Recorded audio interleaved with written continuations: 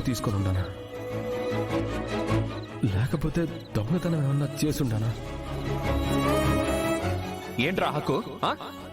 ఇంటి పట్ల బాధ్యతగా ఉండేవాడికి హక్కులుంటాయి, నీలా గాలికి తిరిగేవాడికి హక్కులుండవు.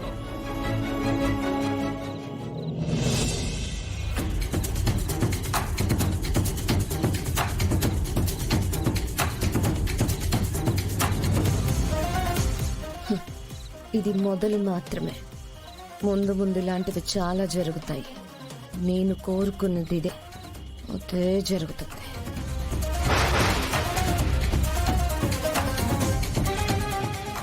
ఏంటండి మీరు ఇంతగా బాధపడుతున్నారు? బాధపడకుండా ఎలా ఉండమంటావు దుర్గా? వాడు నా తమ్ముడు. వాడికి కష్టం వచ్చినా సుఖం వచ్చినా నాతోనే చెప్పుకుంటాడు. వాడెప్పుడు తప్పు చేయడు. తప్పు చేయడం కూడా వాడికి తెలీదు. అవునవును, తప్పు చేయడం తెలీదు, తాగేసి ప్రాణాలు తీయడం తెలుసు. వచ్చిన దగ్గర నుంచి నువ్వే చూస్తున్నావు కదా. అవును, చూస్తున్నాను కదా. వాడు తప్పు చేయకపోయినా ఆ రోజు నీకు క్షమాపణ చెప్పడానికి సిద్ధపడ్డాడు. ఎందుకు? నేను బాధపడతానని నువ్వు బాధపడ్డావా? ఇంట్లో ఎవరు ఏ తప్పు చేసినా కూడా నేనే చేశాను అని వాడి మీద వేసుకుంటాడు. ఎవరు కష్టపడ్డా కూడా ఆ కష్టం తీర్చడానికి వాడు తపన పడతాడు. అలాంటి వాడిని పట్టుకొని నేను అలా మాట్లాడేశాను. ఇందులో మీ తప్పే ఉందండి. మీ షాప్ కంటూ ఒక పేరుంది. మావయ్య గారన్నా మీరన్నా అందరి దగ్గర ఒక గౌరవం ఉంది. ఒక్కసారి చెప్పిన టైంకి డబ్బులు ఇవ్వలేకపోయామని, ఎక్కడ మాట వస్తుందో అని ఆ క్షణంలో ఆవేశంలో ఏదో అన్నారు. నీ తమ్ముడు ఆ మాత్రం అర్థం చేసుకోడా ఏంటి? వాడు అర్థం చేసుకుంటాడు దుర్గా, కానీ నేనెందుకు అర్థం చేసుకోలేకపోయాను? నా తమ్ముడు సరే తీసుకుంటే తీసుకున్నాడు. అవేమన్నా పెద్ద డబ్బులా? కోట్లు ఏమన్నా తీసుకెళ్ళాడా? అంత ఆవేశపడాల్సిన అవసరం ఏముంది? ఆ కోపం మీ తమ్ముడిది కాదు. షాప్కి ఎక్కడ చెడ్డ పేరు వస్తుందో, మీ నాన్నగారికి ఎక్కడ చెడ్డ పేరు వస్తుందో అని మీరు మాట్లాడేశారు అంతే. ఏమో దుర్గా, నేను అలా చేసి ఉండకూడదు. దీని గురించి ఆలోచిస్తూ వాడు ఎంత బాధపడుతూ ఉంటాడో ఏంటో. చిన్నప్పటి నుంచి మీ గురించి అన్నీ తెలిసిన మీ తమ్ముడు మిమ్మల్ని అపార్థం చేసుకుంటాడని అనుకోవడం మీ అమాయకత్వం. అందరి కష్టాల్ని అర్థం చేసుకునే మీ తమ్ముడికి మిమ్మల్ని అర్థం చేసుకోవడం తెలీదా?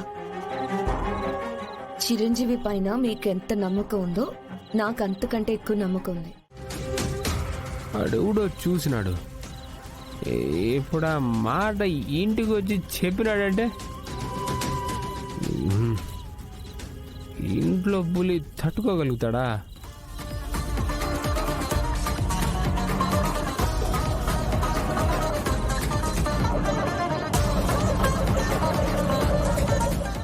మా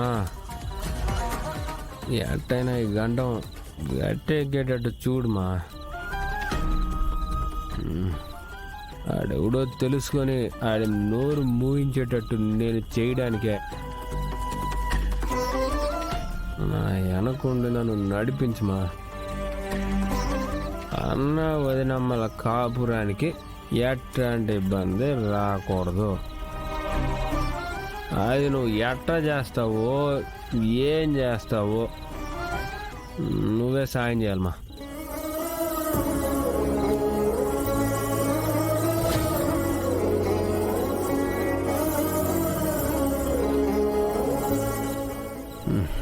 సరే భద్రం.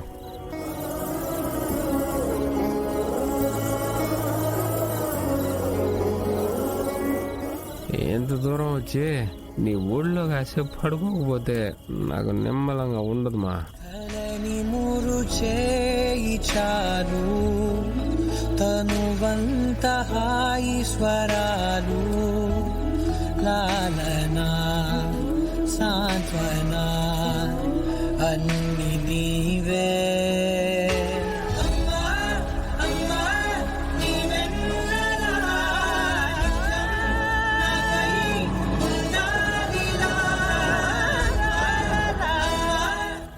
సరేమ్మా వస్తున్నా.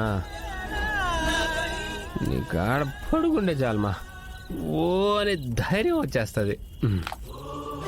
Bye, good night.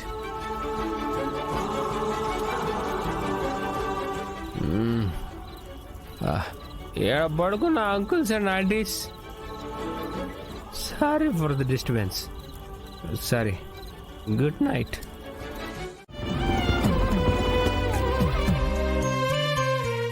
ఎంతైందమ్మా? రాత్రి సవారీ కదన్నా, 250 ఇవ్వండి చాలు. ఇంకెవరైనా అయితే అడగడమే 400 అడిగి దానికోసం పెద్ద యుద్ధమే చేసేవారమ్మా. నువ్వు అడగడమే చాలా తక్కువ అడిగావు. ఇదిగో అమ్మా, ఈ 300 తీసుకో. అయ్యయ్యో వద్దన్నా, 250 చాలు. పర్వాలేదమ్మా, ఇది నా సంతోషం కోసం ఉంచుకో. ఉంటానమ్మా. థ్యాంక్స్ అన్నా.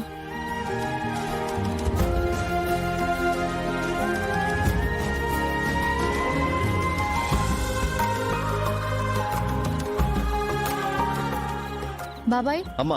ఒక టీ ఇవ్వవా? అలాగేనమ్మా, తీసుకో అమ్మా.